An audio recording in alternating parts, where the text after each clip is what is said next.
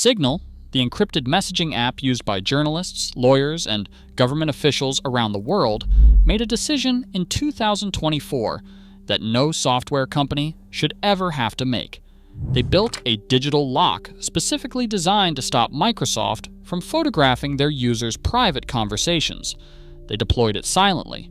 They called it Screen Security. And the fact that they had to build it at all tells you everything you need to know about what Microsoft shipped inside your computer. In May 2024, Microsoft CEO Satya Nadella stood on stage and called it photographic memory for your PC. The feature takes a screenshot of everything on your screen every few seconds, stores it in a searchable database, and, in the version Microsoft originally shipped, kept every single one of those screenshots in plain text, unencrypted, readable by any process running on your machine, any user logged in, or any attacker who touched your device for 30 seconds. The UK's data privacy regulator opened a formal investigation within days of the announcement. The world's top cybersecurity researchers called it one of the most catastrophic security decisions ever shipped in consumer software. Microsoft pulled the feature, revised it, delayed it again, and eventually re-released it. But here is what they will not tell you. It is still there. The architecture is still running. And Diagtrack, the data collection engine that predates Recall by years, never stopped. In this investigation, we are going to expose 3 things: what Microsoft actually built into your machine, and what it captures that they never mentioned in the press release. The older surveillance layer that has been extracting data from Windows computers for years before Recall existed, and the decision that the world's largest PC manufacturer just made that tells you exactly where this is heading. Let's start with what Satya Nadella said on that stage. On May 20th, 2024, at Microsoft's annual Build Developer Conference, Satya Nadella described what he called a breakthrough in personal computing, a feature called Recall. His exact framing was this: it gives your Windows personal computer photographic memory. Microsoft's own executive vice president, Yusuf Mehdi, reinforced the pitch. What Recall does, he said, is let you find anything you've ever seen on your computer, just by describing it. An email from 3 weeks ago, a document you only glanced at, a website you visited once and couldn't remember. Recall would make it all findable.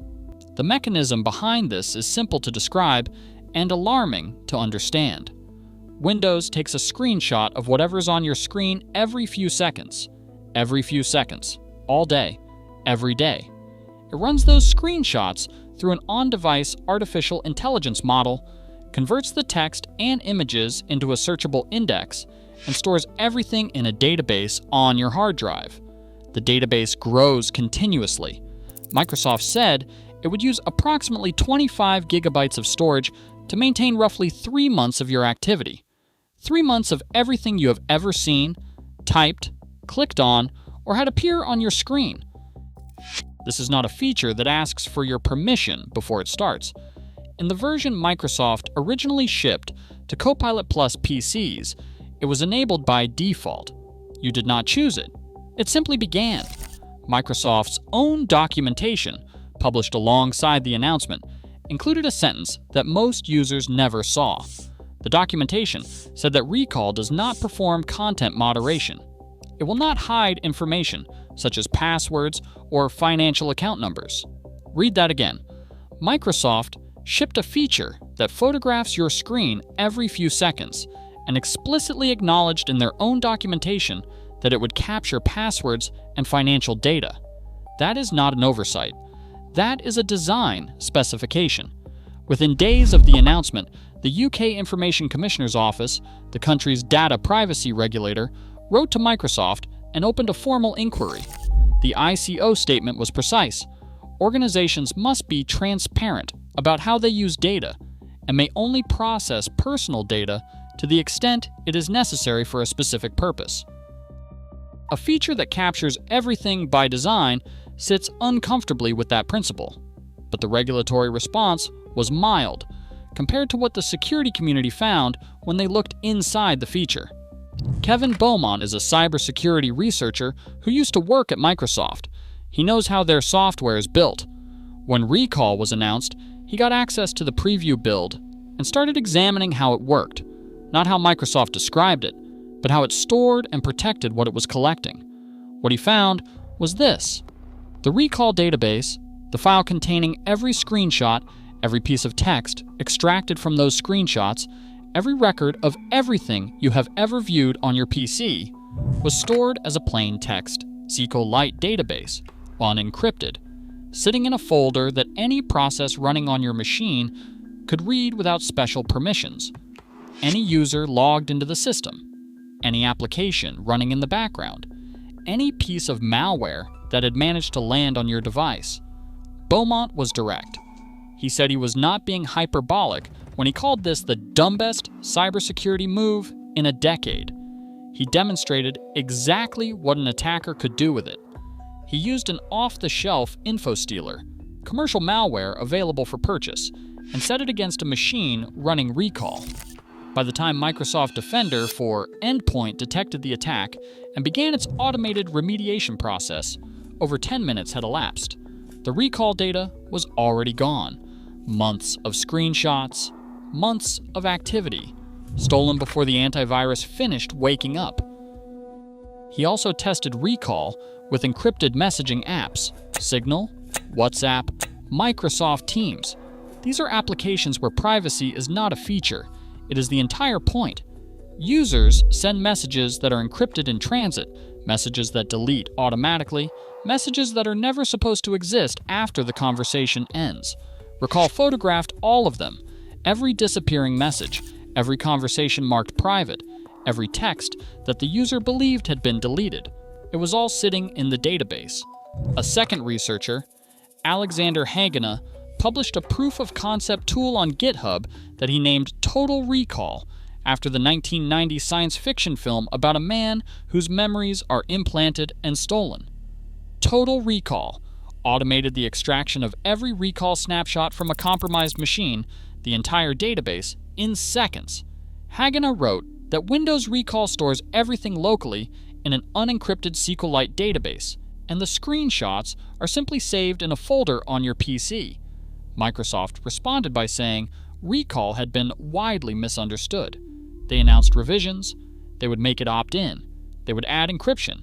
They would add Windows Hello biometric authentication. They delayed the feature once, then again, then released it in limited preview in late 2024. In April 2025, they began rolling it out more widely, describing it as significantly improved. But Tom's Hardware, testing the revised version, found that the so-called sensitive content filtering, the filter designed to prevent Recall from capturing credit card numbers and social security numbers, was still failing, still capturing financial data, still capturing protected information. And in March 2026, Alexander Haganah disclosed a second vulnerability in the revised, supposedly secured version of Recall, allowing him to extract all stored data again through a different path. He reported it to Microsoft. At the time of this publication, the case is still under review. The attack surface, as Beaumont described it, has been reduced, not eliminated. The feature is still running. The data is still accumulating. And every new Copilot Plus PC sold from this point forward ships with the capability already installed. Before we talk about what Recall does to your machine today, we need to talk about what was already happening before Recall existed. Windows has a background service called Connected User Experiences and Telemetry. Its process name is DiagTrack. Microsoft describes it as a diagnostic tool, a way of collecting data about system performance, crash reports, and error logs that helps them improve Windows. That framing is accurate, as far as it goes. What it omits is the scope of what DiagTrack actually collects: application usage patterns, system performance data, typing and inking behaviors, the pattern of how you type and what you type, location data, browsing history from Microsoft Edge, crash reports that, when telemetry is set to full, include full memory dumps sent directly to Microsoft servers. A full memory dump is not a small data packet. It's a copy of what your computer was actively holding in memory at the moment something went wrong. That can include documents, passwords, session data, and anything else that was loaded and running. Full memory dump is the kind of thing you do not want leaving your machine.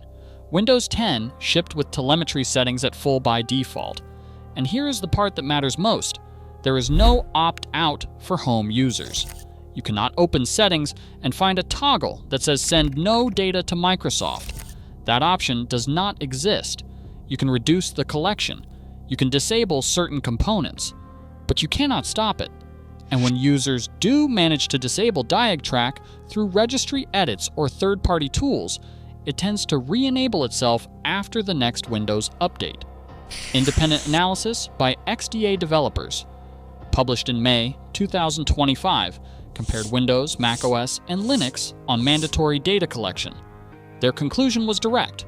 Windows does a lot more, plain and simple, when it comes to data that cannot be turned off. macOS emphasizes on device processing. Linux, by its decentralized nature, collects little to nothing by default from most distributions. Windows 11 made the situation worse, not better. The Copilot and AI integrations added in 2024 and 2025 expanded the data collection surface further. And recall is not a departure from this design philosophy. It is the logical escalation of it. DiagTrack sends your behavioral data to Microsoft's servers. Recall keeps a copy on your device and stores it in a form that any attacker who reaches your machine can take everything at once. Beaumont said it plainly. InfoStealer malware has been stealing usernames and passwords for over a decade. Now it just needs to be modified to include Recall's database in its target list.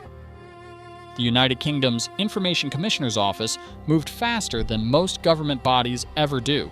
Fast. Within days of Microsoft's May 2024 recall announcement, the Information Commissioner's Office opened a formal investigation and wrote directly to Microsoft asking for an accounting of exactly what safeguards were in place to protect user privacy. The office confirmed that Microsoft made changes to Recall in response to that scrutiny, but the investigation remained open. The office continued monitoring through the feature's relaunch. In November 2024, the United States Federal Trade Commission launched the most comprehensive antitrust investigation into Microsoft since the 1990s case that nearly resulted in the company's breakup. A civil investigative demand compelled Microsoft to turn over nearly a decade of business data from 2016 through 2025. The Federal Trade Commission is examining Microsoft's cloud computing practices, software licensing, bundling arrangements, and artificial intelligence strategy. In September 2025, Senator Ron Wyden sent a letter to the Federal Trade Commission demanding an investigation of what he called Microsoft's gross cybersecurity negligence. He cited the 2024 ransomware attack on Ascension Health that affected 5.6 million people and ran through Microsoft systems. His words were precise. He said Microsoft has become like an arsonist selling firefighting services to their victims, a company that profits from creating insecure software, then profits again from selling security products to patch the vulnerabilities that software creates. A consumer lawsuit filed in California challenged Microsoft's plan to end support for Windows 10, a decision that rendered hundreds of millions of devices effectively obsolete without a hardware upgrade. The lawsuit frames Microsoft's end-of-life policy as a deliberate push to force users onto Windows 11 and Copilot Plus PCs, the only hardware capable of running Recall. The software policy creates the hardware demand. The hardware demand creates the revenue. This is not a theory. This is an active lawsuit. This is the subject of Federal Trade Commission scrutiny. This is what regulators in 2 countries have been asking Microsoft to answer for. The most revealing signal about where this is heading does not come from regulators. It comes from the companies and institutions that have already decided what Windows 11 is and responded accordingly. Signal, the encrypted messaging application used by journalists, human rights defenders, attorneys, and government officials worldwide, made an irreversible engineering decision in response to Microsoft Recall.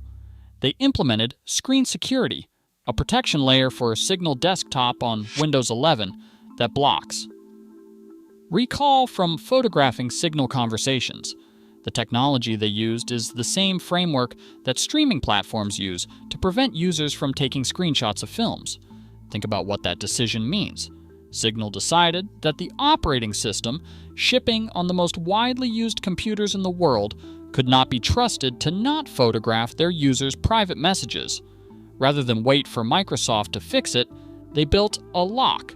The University of Pennsylvania's Office of Information Security formally determined in April 2025 that Recall introduces substantial and unacceptable security, legality, and privacy challenges. They blocked it via enforced policy across all compatible managed systems under their administration. They did not ask politely. They deployed a restriction that prevents the feature from running. And then there is Lenovo, the world's largest PC manufacturer, the company that ships more Windows computers than any other organization on Earth. Lenovo has certified its entire ThinkStation and ThinkPad P-Series product line for Ubuntu LTS and Red Hat Enterprise Linux. They are upstreaming device drivers directly to the Linux kernel.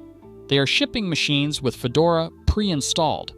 Every device in their enterprise portfolio, the gold standard of corporate laptops, is now available with Ubuntu out of the box. No recall, no DiagTrack, no Microsoft account required to log in. This is the company that built the machines those recall databases sit on. This is the company whose hardware Microsoft used to demonstrate Copilot+ PC capabilities. They have certified their entire enterprise line for an operating system that does not take screenshots of your screen, does not run a telemetry service that re-enables itself after updates, and does not require you to prove that your hardware is new enough before it agrees to protect you. When the world's largest PC manufacturer certifies its entire enterprise portfolio for Linux, they are not making a product decision. They are delivering a verdict. So what does this mean for you sitting in front of a Windows machine right now? Start with this. Go to Settings, Privacy, and Security, Recall, and Snapshots. If you see it, toggle off Save Snapshots and delete any existing data. That takes 30 seconds. For DiagTrack, the background telemetry service, the most effective tool available to regular users is O&O Shut-Up 10++. It is free, requires no installation, runs directly on Windows, and disables collection points that the settings panel does not expose. But the deeper question is whether you want to keep patching a system that keeps finding new ways to collect what you did not agree to give. The answer, the smart money is already acting on, is Linux. Ubuntu, Linux Mint, and Zorin OS are designed for exactly the person who wants their computer to work and stay out of the way. You can run any of them from a USB drive before installing anything permanently. Your files, your workflow, your browser, all of it works. The operating system simply does not photograph it every 5 seconds. For hardware, Lenovo has certified the full ThinkPad and ThinkStation lineup for Ubuntu. Every device is pre-installed and supported from day one. Recall was described as photographic memory for your PC. But a computer that photographs everything you do and stores it in a database that security researchers have broken twice is not a memory feature. That is a liability. The security researchers already reached their verdict. The regulators are in the middle of theirs. Lenovo has delivered its verdict in the only language that matters. Now it's your turn. Stop letting their software own your machine.